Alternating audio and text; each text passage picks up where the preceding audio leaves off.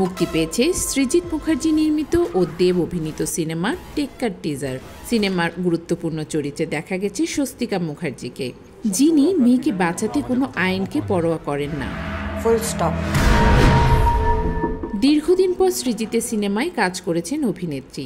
এদিন অনুষ্ঠানে সেই অনুভূতি প্রকাশের পাশাপাশি সিনেমার নানান বিষয় নিয়ে গণমাধ্যমে বলেন স্বস্তিকা।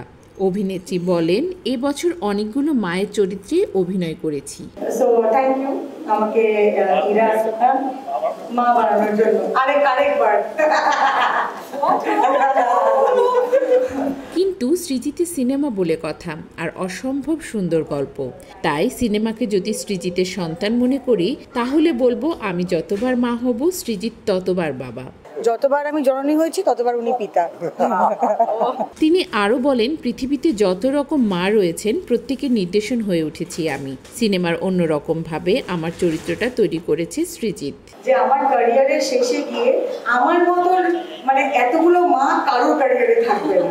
দীর্ঘদিন পর সৃজিতের সঙ্গে কাজের প্রসঙ্গে স্বস্তিকা বলেন, আগের চেয়ে এখন অনেকটাই ঠান্ডা হয়েছে, বয়স হয়েছে তো।